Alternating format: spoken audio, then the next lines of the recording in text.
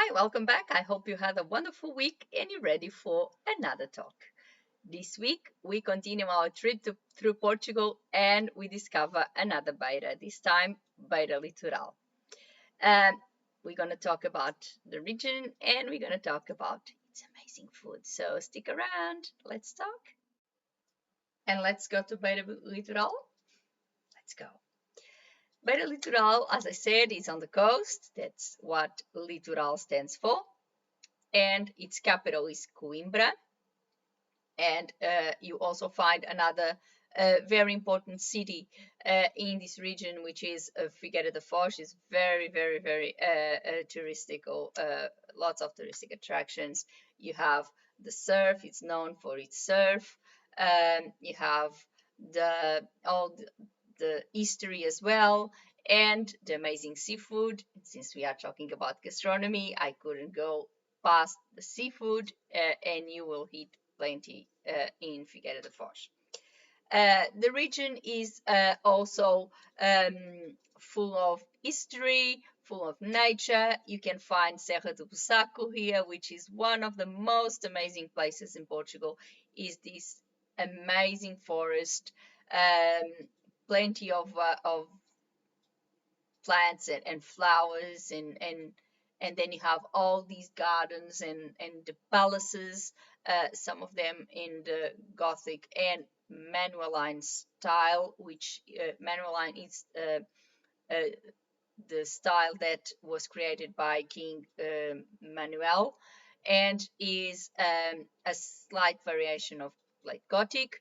So it is quite similar to the architecture that you may find in Sintra, close to Lisbon, but it has its own mysticism. It has its own, um, well, it's hard to describe. It's an amazing place. It's one of my favorite places in Portugal, that's for sure.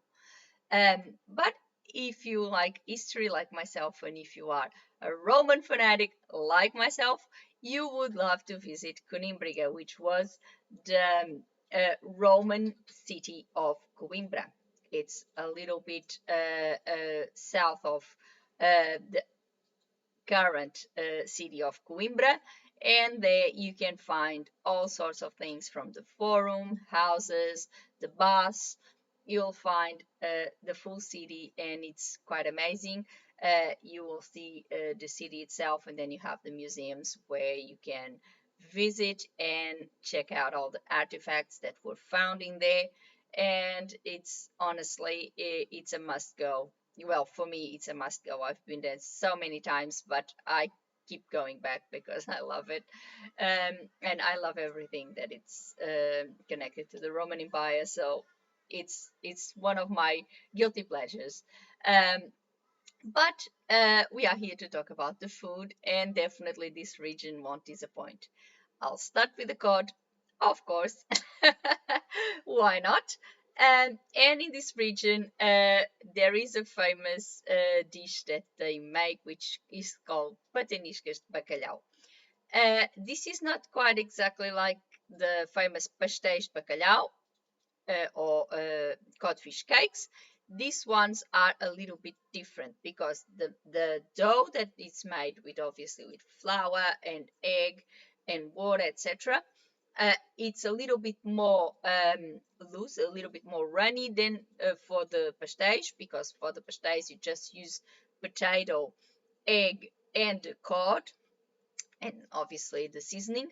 But with this, it's like a dough, so you get it's a bit like, when you look, it look a bit like a pancake, more of a pancake or a frita of or a frittata, uh, rather than a cake itself, like the codfish cakes. So they made with cod, obviously. They also have a little bit of potato and onion, but then it's the dough is made, and then they fried, and they is round and flat, and they are really yummy. With, they usually eat it with a nice rice. They can do like pea rice or greens, with several greens. Um, Enamored even with the salad. It is very yummy. Then you have one of the most traditional dishes of this region, and I'm quite familiar with this dish because my father is actually from one of the regions, Erganil. One of the towns in this region is from the district of Coimbra. So I'm quite familiar with this. Every year they would do this, especially in August, where when the local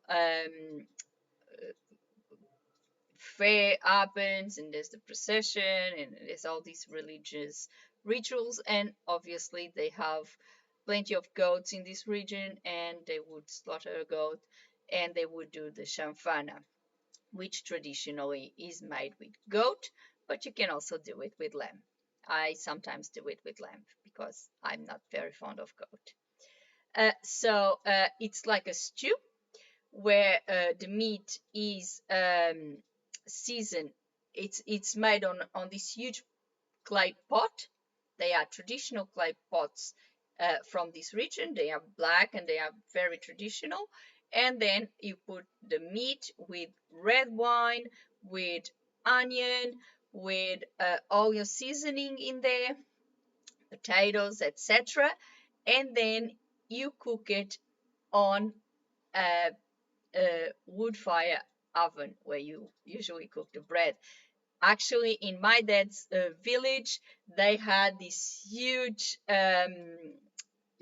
oven where, in the olden days, people would go there and cook their bread, and it was for the entire village. It was the oven for the community. It's a huge wood fire oven. And when it's time to do the shamfana, everyone would take their own pot and put in there and cook it there. Of course, these days they may not do it that way anymore because they have their own ovens at home and they cook. In those days, they would have too, but because it was a wood fire oven and it was like a community thing. Everyone would do that. And it was a very happy time for everyone. I remember when I was a child enjoying all of this. Then you have the cozido à moda de arganil. So it's like cozido is like the Portuguese broth that I've spoken about in other regions. However, in Arganil, which is the place where my dad comes from, so where it was born, they do it and they put prosciutto on the cozido. So instead of the pork belly, they put a slab of prosciutto, and I must admit, the prosciutto in Portugal is cured mainly with salt, so it can be quite salty. So they put a little bit of prosciutto in the cozido, and it's a little bit different from what you have in other regions of the country. Now for the sweet tooth, there's one of the sweet things that they usually do in here, which is called tigelada. And again, it's doing in a little ramekin, in a little uh, thing, clay ramekin, and you put it's like a custard kind of thing. It goes into the oven, and it's flat, it's nice and flat, and it's really nice too.